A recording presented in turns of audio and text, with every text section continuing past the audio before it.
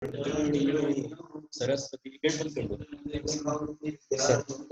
सिद्धिर्भवतु सदा। जय बोलो शेरंतान विष्णु भगवान की जय। थोड़ा आगे शंकर भगवान की जय। पंच परमेष्ठ भगवान की जय। द्वादशांग गिरवाणी माता की जय। समस्त गण प्रविष्ट भगवान की जय। समस्त गुरुआचार्यों की जय। स्वामी कार्तिक महाराज की जय। शिवचंद्राचार्य गुरुदेव की जय।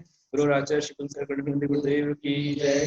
तीन कम नौ कोटि मुराज की जय। अहिंसा में सनातन जय की जय।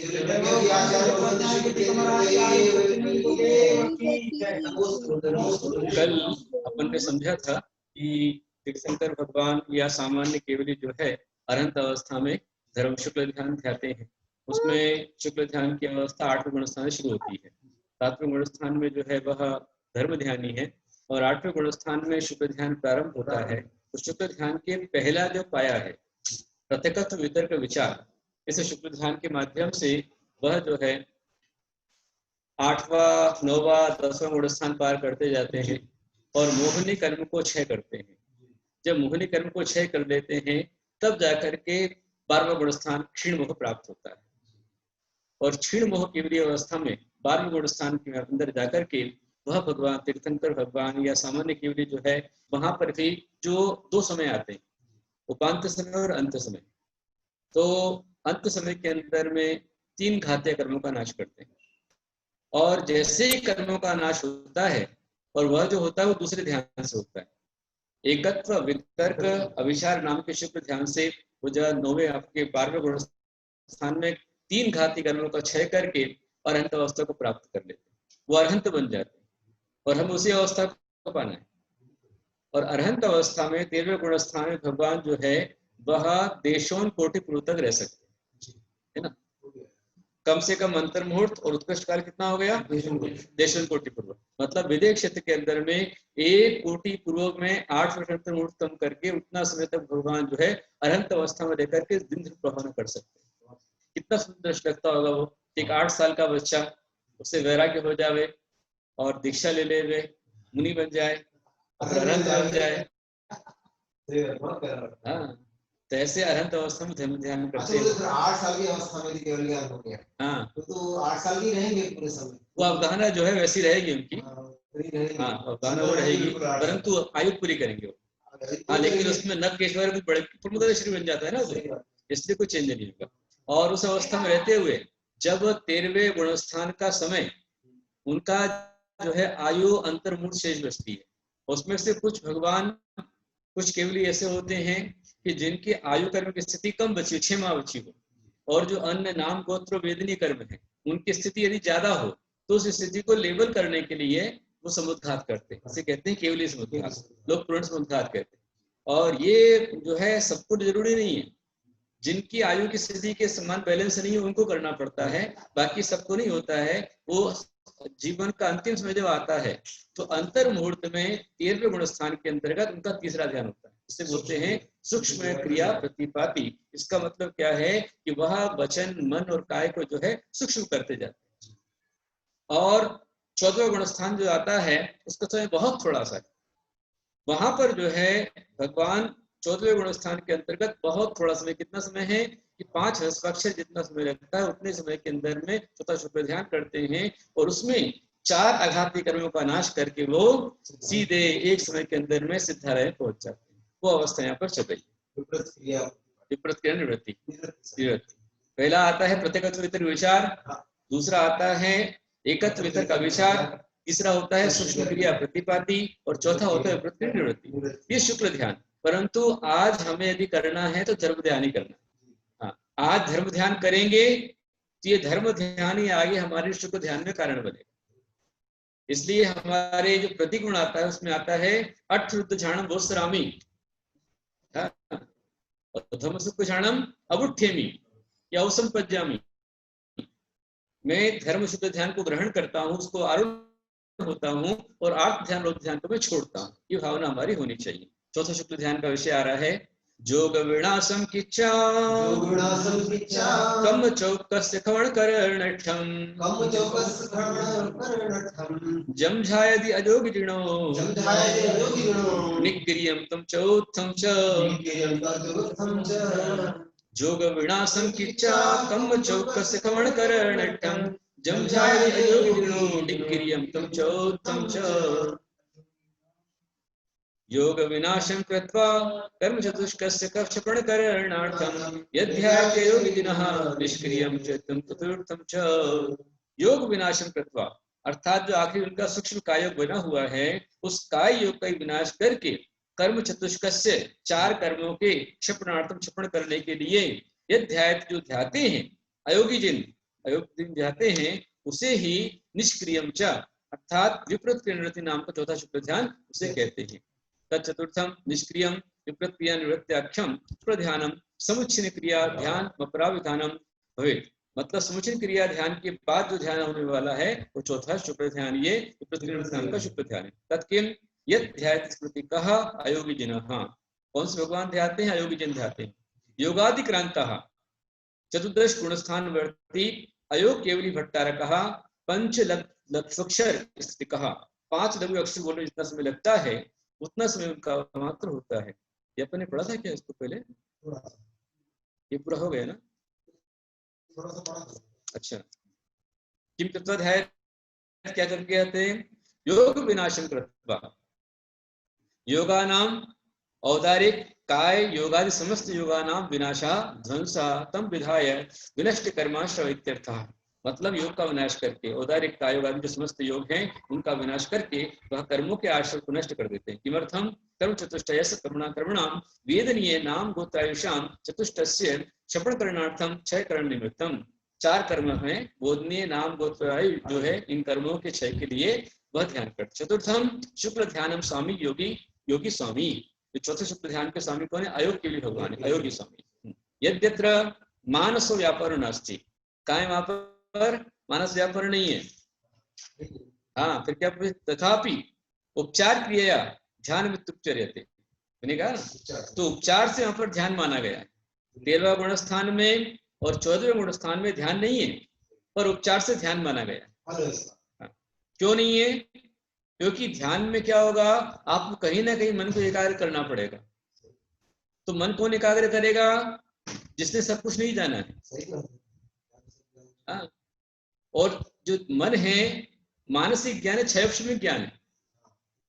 तो जब जिन भगवान ने ज्ञानावरणी कर्म का क्षय कर दिया है और क्षयिक अनंत केवल ज्ञान को प्राप्त कर लिया है, तो वहां मन का 6 अक्षर ज्ञान कैसे रहेगा? जब मन ही नहीं है, 6 अक्षर में ध्यान नहीं है, तो ध्यान कैसे होगा? हाँ, इस कारण से वहां पर जो 13वें और 14वें गुणस्थान अवस्था में और अयोग केवली भगवान की अवस्था में जो ध्यान माना गया है ये उपचार से माना गया, उपचार क्रिया। पूर्ववृत्ति अपेक्षा घट घट यथा घटा पूर्व घटेन घटः पश्चात रिक्तः कृता घट घट आनीयता वित्युच्यते तथा पूर्वं मानस व्यापारत्वात् कुंभेद वेदित बद वेति। क्या बता रहे हैं यहाँ पर कि जैसे बर्तन में आप दूध लेकर आते हैं, दूध सुबह लेकर के आए, बाद में बर्तन खाली हो गया, फिर दूध की केटी लेके आ जाओ, घी का डब्बा लेके आ जाओ, है ना? तो घी का डब्बा सब लेकर के नहीं आ रहे, घी नहीं है उसमें, लेकिन घी का डब्बा उड़ा जाता है उसमें। हाँ, तो इसी प्रकार से यहाँ पर जो ध्यान बताया है वह ध्यान उपचार से बताया गया। और बताते हैं कि मानस व्यापारत्वात् कुंभेद उद्गति, जैसे कुंभेद उनका जो है पहले नष्ट हो चुका है। 9वें गुणस्थान में, 9वें गुणस्थान के जब अनुभाग किए गए तो 8वें भाग में अंदर में वहां पर कुंभेद का भी क्षय कर दिया उन्होंने, लेकिन उसके बावजूद भी उनको जो है कुंभेद कहा गया है। अथवा जो उनके भाव वेद का उदय चल रहा है, तो भाव से स्त्री वेदी हो सकते हैं, भाव से कुंभेदी हो सकते हैं। द्रव्य से आ रहे हैं भगवान, पुरुष हैं लेकिन भाव से हो सकते हैं। जैसे आत्मा को तो कहा गया ना, कुछ भी कहा गया। हाँ, नहीं, आत्मा वेदातीत है। आत्मा न स्त्री है न पुरुष है न पुरुष है।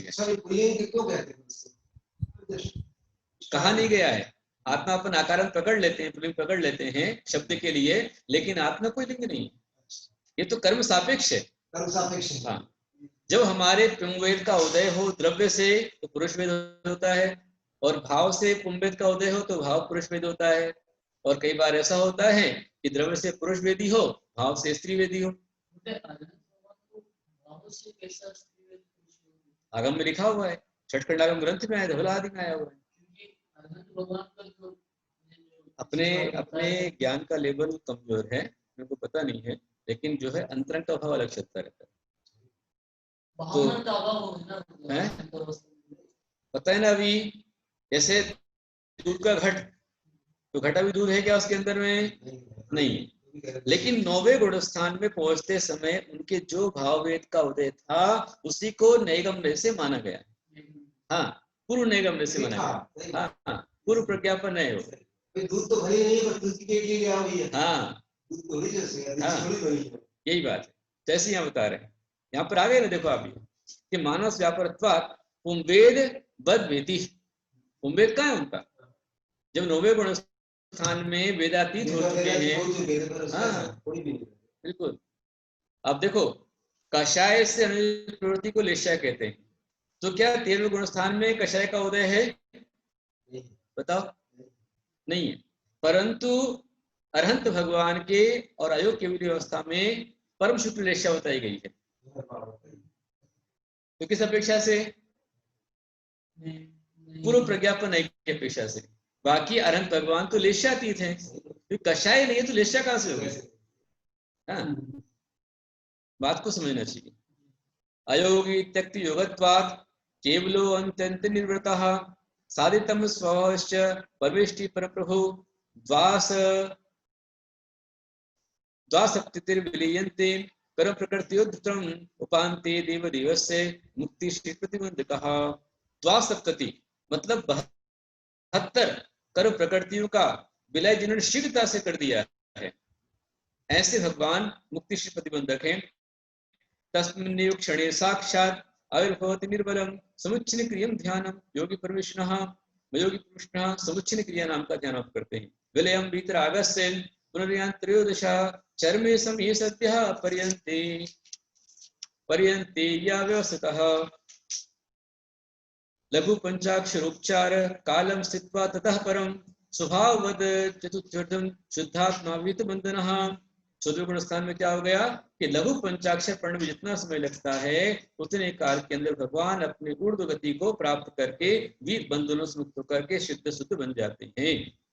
तथा कर्म प्रकृति ग्रंथे स एव सयोग केवली यद्यंतर मुहूर्त अवशेष आयु स्थिति ततो अधिक शेषाघाती कर्म त्रय स्थिति सदा भी समय दंड कपाट प्रतर लोक पूर्ण प्रसरण संहारस्य समुद्घातम कृत्वा अंतर्मुहूर्त अवशेषित आयुष्य स्थिति समान शेषाघाती कर्म स्थिति सन सूक्ष्म क्रिया प्रतिपाति नाम प्रति शुक्ल ध्यान बलेन काय वांग मनोयोग निरोधम कृत्वा अयोग्य भवति।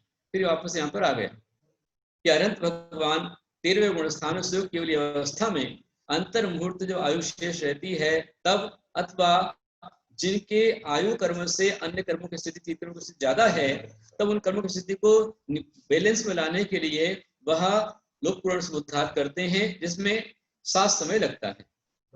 हाँ, 4 समय पहले के, 3 समय बाद के और 1 समय मूल में आने के लिए, इस तरह 8 समय पकड़ लीजिए आप। मतलब एक समय के अंदर में दंड, फिर दूसरे समय के अंदर में कपाट, तीसरे समय प्रतर और चौथे समय के अंदर में लोक पूर्ण हो जाता है। फिर वापस 5, 6, 7 तो प्रतर लोक पूर्ण हो गया, वापस प्रतर, फिर कपाट, फिर दंड, फिर अगला 1 समय वापस मूल में आने, इसलिए 8 समय पकड़ा जाता है। तो वहां पर तृतीय शुक्ल ध्यान के बल से वह काय वचन और मनोयोग का निरोध करते हैं, केवली बन जाते हैं। यदि पूर्व में स्थिति कृत्वा अघात चतुष्टय सदा समुद्घात क्रिया विना तृतीय शुक्ल ध्यान ध्यानेन योग निर्णय कृत्वा अयोग केवली चतुर्दश गुणस्थान बढ़ती भवति। यदि उनकी स्थिति पूर्व कर्मों की बराबर है, मतलब आयु और अन्य जो कर्म है 3, उनसे ज्यादा बैलेंस गड़बड़ नहीं है, तो उनको समुद्घात करने की आवश्यकता नहीं पड़ती है, जिसे ध्यान जाते हैं और उस चतुर्थ गुण स्थान में जाते हैं।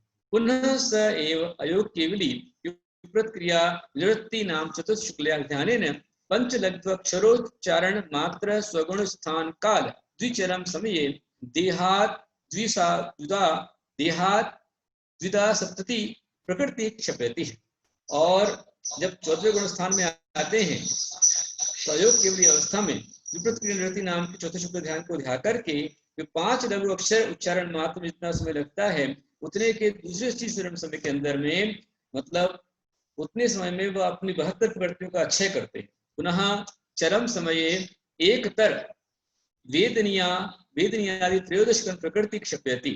और चरम समय के अंदर में वह वेदनीयादि 13 प्रकृतियों का क्षय करते हैं। तद विशेष माह अयोग केवली आत्मकाल द्विचर में अन्यतर वेदनीयम। विशेष यह कहते हैं अयोग केवली भगवान जो है वह आत्मकाल के द्विचर समय के अंदर अन्यतर वेदनीयम देवगति औदारिक व्यक्तिक आहारक तेजस कार्मण शरीर पंचकम तत्बंधन पंचकम तत्संस्कार पंचकम संस्थान षटकम औदारिक व्यक्तिक आहारक शरीर अंगोपांगत्रयम चनन षटकम प्रशस्त प्रशस्त वर्ण पंचकम सुरभि दुरभि गंधद्वयम प्रशस्त प्रशस्त रस पंचकम स्पर्शष्टकम देवगत्यानुपूर्व्यम अगुरुलघुत्वम उपघातः परघातः उच्छ्वासः प्रशस्त प्रशस्त विहाय गतिद्वयम पर्याप्ति प्रत्येक शरीरम स्थिरत्वम अस्थिरत्वम शुभत्वम अशुभत्वम दुर्भगत्वम सुस्वरत्वम दुस्वरत्वम अनादेयत्वम ऐशकीर्तिः निर्माणम नित्यगोत्रमिति द्वासप्तति प्रकृति विपरीत क्रिया निवृत्ति नाम चतुर्शुक्ल ध्यानेन क्षप्यति। यहाँ पर क्या हो रहा है कि वह जो है भगवान द्विचरम समय के अंतर्गत ऐसी 72 प्रकृतियों का क्षय करते हैं। तो कर्मों का क्षय हो रहा है इस कारण से उनके ध्यान कहा जा रहा है। और चरम समय में क्या हो रहा है देखिए आप 148 है ना 148 तो इतनी घटा दी उन्होंने 72। हाँ ये आपके जो आपके नाम कर्म की आ रही है। हाँ नाम कर्म की 93 प्रकृति होती है।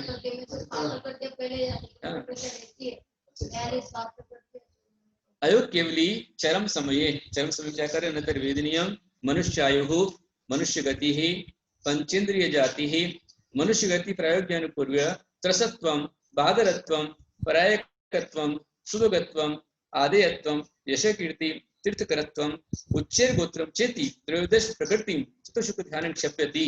मतलब चरम समय के अंदर में ये 13 प्रकृति का और क्षय करते हैं। 14वें गुण स्थान के द्विचरम समय 72 प्रकृतियां गई और चरम समय के अंदर 13 प्रकृतियां गई। 72 और 13 कितनी हो गई है 85 प्रकृतियां चली गई।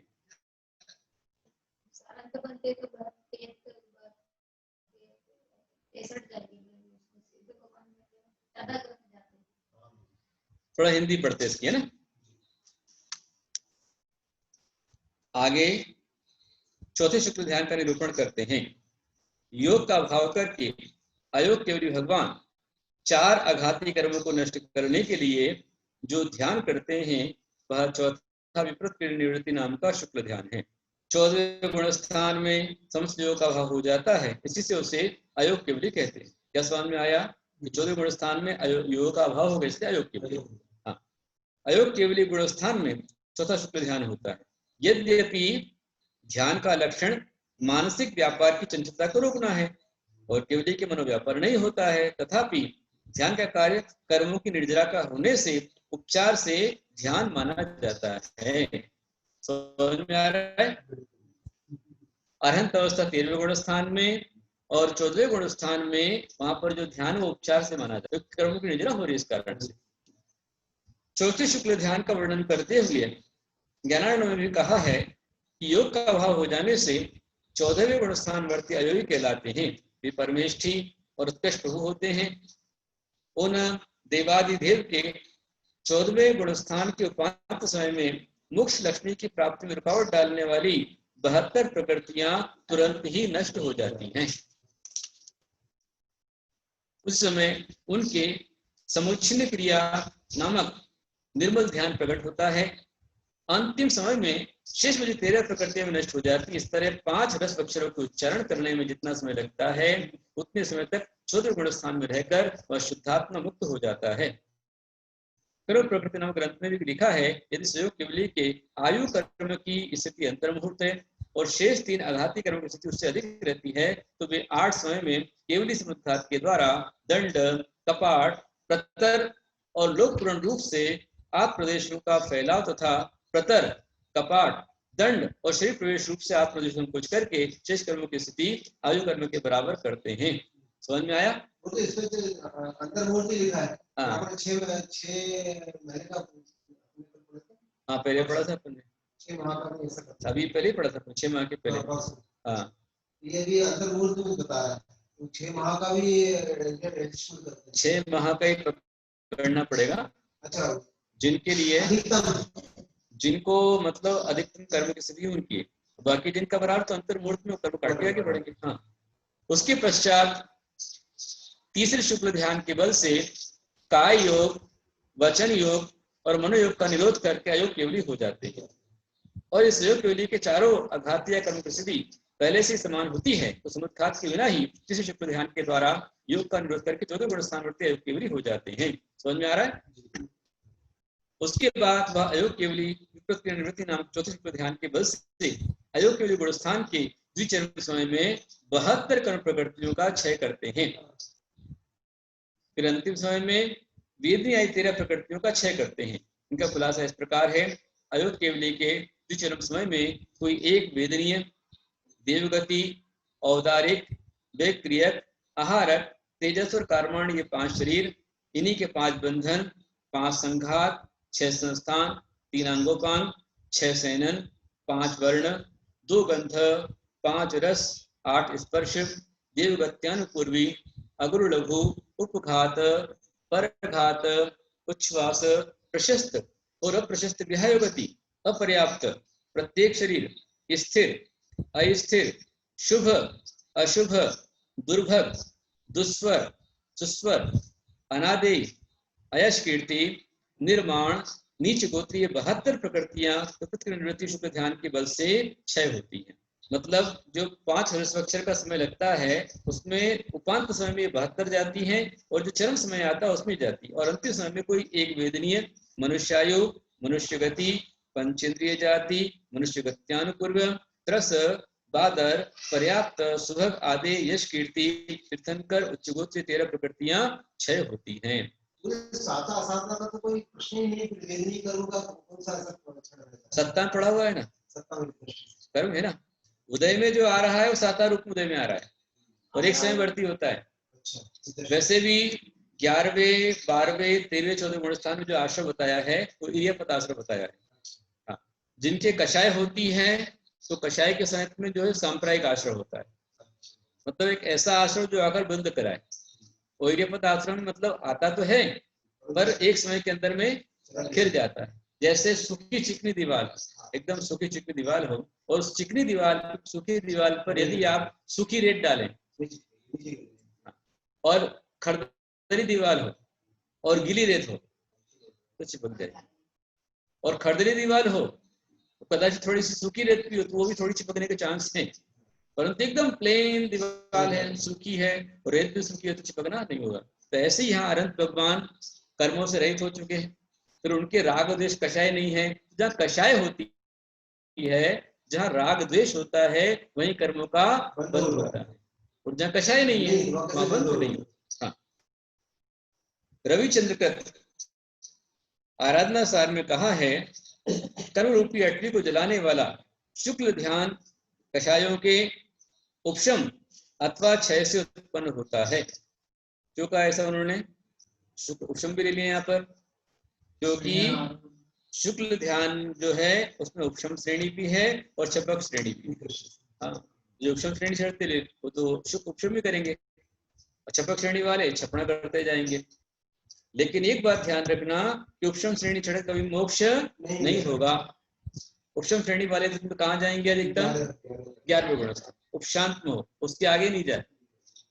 मतलब उपशम श्रेणी का रास्ता पूरा अलग है और छपक श्रेणी का रास्ता पूरा अलग है।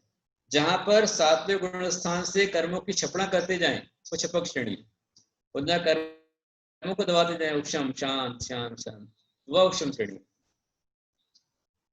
जो लोग मेरा अभी यहाँ पर ये स्वाध्याय सुन रहे हैं, हो सकता है कि आप लोग को समझ में नहीं आ रहा होगा ये, लेकिन अभी आप ध्यान से, श्रद्धा से आप सुनते जाइए। ये शुक्ल ध्यान का विषय है और 14 गुणस्थान किस प्रकार से कर्म काट कर जीव अर्हत सिद्ध होती है उसका विषय चल रहा है। तो आप सब जो मेरी सुन रहे हैं ध्यान से आप उसको सुनिए। और ये ग्रंथ समाप्ति की ओर है। इसके बाद में आपकी सरलता के लिए, आपको सरलता समझ जाए इसलिए मैं मोक्ष शास्त्र को आगे लगाने वाला हूँ। तत्वार्थ आपके लिए बहुत अच्छा रहेगा। देखिए आप 14 कुरु रूपी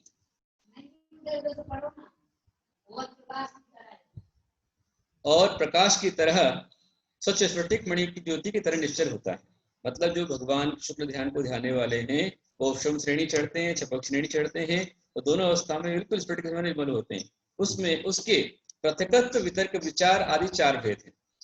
14 कुरु रूपी शुद्ध ज्ञान संपत्ति का आश्रय लेकर प्रथम शुक्ल ध्यान अर्थ, व्यंजन और योग के परिवर्तन के द्वारा होता है, तथा 14 कुरु रूपी शुद्ध ज्ञान का वेत्ता जिसके द्वारा एक वस्तु का आश्रय लेकर परिवर्तन रहित ध्यान करता है, वह दूसरा शुक्ल ध्यान। समस्त पदार्थों और उनकी सब पर्यायों को जानने वाले केवली भगवान काय योग को सूक्ष्म करके तीसरे शुक्ल ध्यान करते हैं और शील के स्वामी अयोग केवली भगवान चौथे शुक्ल ध्यान को करते हैं। आर्त ध्यान आदि के 6 गुण स्थानों में होता है, नीचे के 6 गुण स्थानों में होता है, और रौद्र ध्यान आदि के 5 गुण स्थानों में होता है। मतलब आर्त ध्यान कहाँ पर है? तो 1 से लेकर 6 तक है। पहले, दूसरे, तीसरे, चौथे, 5वें 6 गुण स्थान तक है। और जो रौद्र ध्यान है वो आदि के 5 में, 5 गुण स्थान तक रौद्र ध्यान बताया गया है। और धर्म ध्यान असंयम दृष्टि को आदि लेकर 4 गुण स्थान में होता है। धर्म ध्यान कहाँ पर होगा? तो चौथे गुण स्थान में, 5वें में, 6वें में और 7वें में, ये 4 तक रहेगा। अपने को देख लो कि हम धर्म ध्यान कर रहे हैं कि रौद्र ध्यान कर रहे हैं कि आर्त ध्यान कर रहे हैं। यदि हमारा आर्त ध्यान चल रहा है, रौद्र ध्यान चल रहा है, तो हम अभी हो सकता है गुण स्थान में हो, लेकिन हमें किसको पाना? धर्म ध्यान को पाना। हाँ बिल्कुल, धर्म ध्यान 7वें गुण स्थान तक रहेगा और उसके बाद वो धर्म ध्यान में आ रहा है नहीं। 7वां गुण स्थान जो 7 से अप्रवृत्त गुण स्थान आ गया वहां पर, तो वहां से ऑटोमेटिक 7वें गुण स्थान के बाद शुक्ल ध्यान प्रारंभ हो जाएगा 8वें गुण स्थान से। जैसे यहाँ से कोई सम्य शिखर जा रहा है, तो सम्य शिखर जाने के लिए पहले घर से निकले आप लोग और कोई गाड़ी की, स्टेशन तक पहुंच गए, रेलवे स्टेशन तक। जैसे रेल मिली तो गाड़ी आपकी छूट गई, है ना। और रेल के माध्यम से इसी स्टेशन पहुंच गए तो ट्रेन भी छूट गई। उसके बाद फिर कोई व्यवसाय गाड़ी पकड़ी, समय शिखर गए तो वो भी छूट गई। इसी प्रकार ऑटोमेटिक छूटता जाता है। आर्त ध्यान, रौद्र ध्यान छूटेगा, धर्म ध्यान बढ़ेगा। और धर्म ध्यान की विशुद्धि जब आप प्राप्त कर लेंगे, इतनी विशुद्धि आपकी आ जाए कि आप शुक्ल ध्यान की ओर बढ़ जाए, तो ऑटोमेटिक वो जो शुक्ल ध्यान प्राप्त होगा धर्म ध्यान छूट जाएगा। जैसे अपन छत पर जाते हैं तो सीढ़ी दर सीढ़ी आप एक एक सीढ़ी को छोड़ते जाते हैं, ये छूटेगी तब तो आगे बढ़ेंगे आप, तो छूटता जाता है। तथा अपूर्व करण आदि गुण स्थानों में पुण्य पाप का अभाव होने से विशुद्ध शुक्ल ध्यान होता है। उपशांत कषाय में पहला शुक्ल ध्यान होता है और क्षीण कषाय में दूसरा शुक्ल ध्यान होता है। सुयोग केवली के तीसरा शुक्ल ध्यान होता है और अयोग केवली के चौथा शुक्ल ध्यान होता है। समझ में आ रहा है? किन गुणस्थानों में कौन सी शुक्ल ध्यान है? तो आदि के 6 में आर्त ध्यान है, आदि के 5 में रौद्र ध्यान है, और अशेष दृष्टि देकर 4 गुण स्थानों में धर्म ध्यान है, और उपशांत कषाय तक पहला शुक्ल ध्यान है, और क्षीण कषाय गुण स्थान में दूसरा शुक्ल ध्यान है।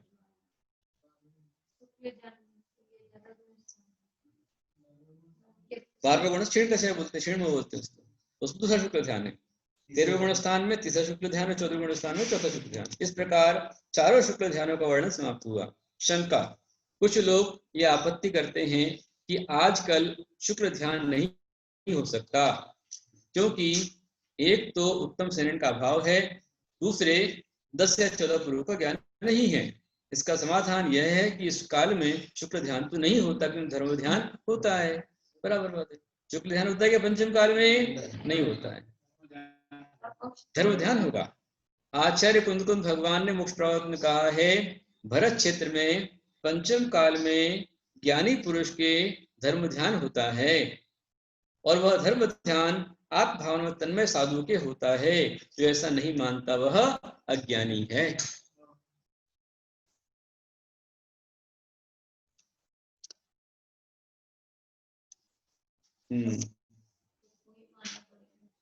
बिल्कुल, कोई गाथा आई होगी, भरे दुस्सम काले धर्म होय साहुस तुम अपसाठ दे नौ मुंडे जो दुअण्णाणी। इस तरह से पंचम काल में जो मुनिराज हैं, साधु हैं, उनके धर्म ध्यान होता है और वो धर्म ध्यान की भावना से ही आत्म भावना में स्थित होते हैं। और जो पंचम काल में साधु को नहीं मानता है, उनके धर्म ध्यान को नहीं मानता है, वह अज्ञानी। ऐसा कुंदकुंद स्वामी कह रहे हैं। आज भी आत्मा मन वचन काय को शुद्ध करके ध्यान करने से इंद्र पद और लोकांतिक देवत्व को प्राप्त करता है तथा वहां से च्युत होकर मोक्ष को जाता है। क्या कहा है? अज्वितीर्ण शुद्धा अप्पाचावण दत्तम लोयत्तम देवत्तम तत्चुवाणी बुद्धिम जंती। अज्वितीर्ण शुद्धा मतलब आज भी 3 रत्न शुद्ध साधु हो रहे हैं और अप्पा झाउण लहीन दत्तम आत्मा का ध्यान करते, धर्म ध्यान के माध्यम से इंद्र पद को प्राप्त करते हैं। लोयत्तम देवत्तम लोकांतिक देव तत्चुवाणी और वहां से च्युत होकर निर्वाण को प्राप्त करते हैं। ऐसा तत्वानुशासन में भी कहा है, जिन भगवान ने आजकल यहाँ पर शुक्र ध्यान का निषेध किया है तथा ध्यान में भी आत्मा का ध्यान है बिल्कुल तो शुक्ल ध्यान में भी आत्मा का ध्यान है। धर्म ध्यान में आत्मा का ध्यान है। कहाँ पर है? जहाँ रूपस्थ ध्यान कहा गया है और रूपातीत कहा है, तो वो आत्मा का ध्यान ही वहां पर। हाँ, पिंडस्थ में भी आत्मा का ध्यान हो सकता है, आत्मा का ध्यान हो सकता है, पदस्थ में मंत्रों का ध्यान होता है, रूपस्थ में आत्मस्वरूप का ध्यान होता है और रूपातीत में सिद्ध अवस्था का ध्यान होता है। जिस तरह धर्म ध्यान में भी आत्मा का ध्यान है, पर इसके माध्यम से आपके जो है पुण्य का आश्रय होगा, शोक में आएगा, परंतु इतना पुण्य संचित कर देगा किसी पुण्य से आगे जाकर के आप शुक्र ध्यान को प्राप्त कर सकते हैं। इसलिए धर्म ध्यान जो है शुक्र ध्यान का आधार है।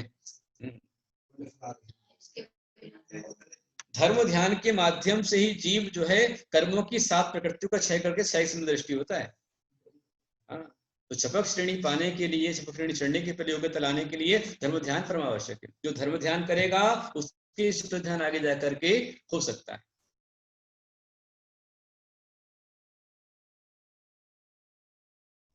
और बतलाते हैं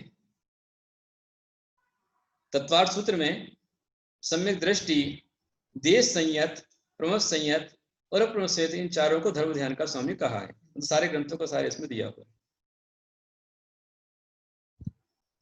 धर्म ध्यान के 2 भेद हैं, एक मुख्य और दूसरा औपचारिक। तो अप्रमथ गुणस्थान में मुख्य धर्म ध्यान होता है, समझ में आ रहा है? जो 7वां गुणस्थान अप्रमथ दशा है वहां पर मुख्य धर्म ध्यान। मैंने कहा था ना पहले भी कि धर्म ध्यान का उत्कृष्ट चरम समय 7वें गुणस्थान के अंदर, और उसके पहले जो 4, 5, 6 के अंदर वहां पर औपचारिक धर्म ध्यान है। हाँ, उपचार हो रहा है यहाँ पर औपचारिक करते करते। बिल्कुल, शेष 3 गुणस्थानों में औपचारिक धर्म ध्यान होता है। छठे काल में तो वो भी नहीं मिलेगा। हाँ, बिल्कुल नहीं मिलेगा। छठे काल में तो धर्म ध्यान मिलेगा भी नहीं, अभी जो मिला उसको उपयोग नहीं करेंगे तो।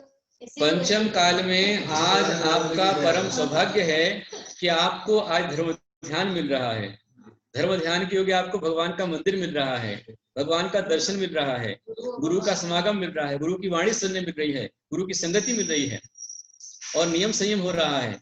आगे छठा काल जो आने वाला है, इसमें ना मंदिर होगा, ये जो अभी कोरोना दिखा रहा है आपको, ये कोरोना आपको ट्रायल करा रहा है। छठे काल का ट्रेलर है ये कि मंदिर में घर में बैठे रहो, भगवान के दर्शन दुर्लभ। और यदि लगातार इस तरह से कहा तो जो बच्चे मंदिर नहीं जाएंगे, गुरुवाणी नहीं सुनेंगे, तो धर्म के संस्कार कहां से रहेंगे उनमें? तो अभी आपका सौभाग्य पुण्य है कि आपको पंचम काल में फिर भी आपको संग मिल रहा है, मुनि मिल रहे हैं, और आगे छठा काल आएगा तो मुनि भी नहीं मिलेंगे मुनि नहीं होंगे, धर्म नहीं होगा, नहीं होगा। तो धर्मात्मा भी नहीं होंगे, न धर्म धार्मिक के बिना। आप सभी लोग बराबर एक दूसरे को बतला देवे कि ये अभी कार्तिक पुरुष ग्रंथ चल रहा है और इस ग्रंथ में यहाँ पर अभी गुणस्थान का अंतिम समय 14वें गुणस्थान की विशेष व्यवस्था का वर्णन चल रहा है। जो भी जानना चाहते हैं कि कर्मों का क्षय कैसे होता है, किस प्रकार कर्मों का क्षय किया जाता है, यदि आपको जानना है तो आप सभी रोज प्रातः दोपहर में 4:15 बजे आप इस पर उपस्थित रहें और इसमें शामिल होकर के आप इसका पूरा स्वाध्याय का लाभ लें। ये कार्तिक पुरुष ग्रंथ बहुत ही उच्च कोटि ग्रंथ है, कार्तिकेय स्वामी का लिखा हुआ है और ये समापन की ओर चल रहा है। इसके पश्चात आप सभी के सुगमता समझ में आ सके, आपको ज्ञान प्राप्त हो सके, इसके लिए मोक्ष शास्त्र आपको विशेष पढ़ाया जाएगा। तो मोक्ष शास्त्र अपने साथ में आप लेकर के तैयार हैं, जब भी मैं आपको मतलब मैसेज करवा दूंगा तो आप मोक्ष शास्त्र पढ़ने के लिए आप सभी तैयार रहेंगे। यहाँ बताते हैं कि अपमस्तु गुणस्थान मुख्य धर्म ध्यान होता है और जो शेष 3 गुणस्थान मतलब 6वां, 5वां और 4था, इन गुणस्थानों में जो धर्म ध्यान है वह औपचारिक ही होता है। और जो कहा जाता है कि अपूर्व गुणस्थान से नीचे गुणस्थानों में उत्तम शरण होने पर ही धर्म ध्यान होता है, सो आदि के 3 उत्तम शरण के अभाव में भी अंत के 3 शरण के होते हुए धर्म ध्यान होता है। अंत के 3 शरण में भी धर्म ध्यान हो सकता है। जैसे कि तत्पर शासन में कहा है, आगम में जो ये कहा है कि वज्र शरीर वाले के ध्यान होता है, तो कथन उपशम और शपथ श्रेणी की अपेक्षा से है। अतः नीचे के गुणस्थान में ध्यान का निषेध नहीं मानना चाहिए। मतलब नीचे भी धर्म ध्यान हो सकता है, जरूरी नहीं है कि आप मतलब शुक्ल ध्यान ही करें। पंचम काल में आप धर्म ध्यान ही कर सकते हैं, इसको मानना चाहिए। और जो ये कहा है कि 10 या 14 पूर्वों के ज्ञान होने से ज्ञान ध्यान होता है, तो यह भी उत्सर्ग कथन है, तो श्रेष्ठतम कथन है। बाकी जो है अपवाद कथन की अपेक्षा से 5 समिति और 3 गुप्तीन 8 प्रवचन मात्रा ज्ञान होने से भी ध्यान हो सकता है। समझ में आया? मतलब हम ये ना समझे कि अरे हमें ज्ञान नहीं तो हम ध्यान नहीं कर सकते। 5 समिति और 3 गुप्ती, इसके माध्यम से भी आपके ध्यान धर्म ध्यान हो सकता है। उन्हीं को वही ज्ञान था, 8 प्रवचन मात्रा का ज्ञान था उनको, शिवभूति मुनिराज को, उससे उन्हें ज्ञान हुआ था। नमोस्तु गुरुदेव। गुरुदेव अपनी क्लास एंड होने वाली, नमोस्तु गुरुदेव। हाँ ठीक है, समय पूरा हो गया है। मेरा सबको बहुत सारा आशीर्वाद। जो भी लोग भी आज बैठ के स्वाध्याय कर रहे हैं उन सभी पुण्यात्म भव्यात्माओं के लिए मेरा बहुत सारा आशीर्वाद। आप सभी का मंगल हो। आशीर्वाद, नमोस्तु गुरुदेव। आशीर्वाद सबके लिए आशीर्वाद। नमोस्तु नमोस्तु नमोस्तु गुरुदेव। नमोस्तु वंदना माता जी, वंदना माता जी। बराबर आइए नमोस्तु और नमोस्तु लाभ लीजिए। सबको आशीर्वाद मेरा। वंदना माता जी, वंदना माता जी। दिनेश भैया बहुत सारा आशीर्वाद। नमोस्तु गुरुदेव। नमोस्तु गुरुदेव। सबको आशीर्वाद। हाँ कल्पना जी को सबको आशीर्वाद। नमोस्तु गुरुदेव।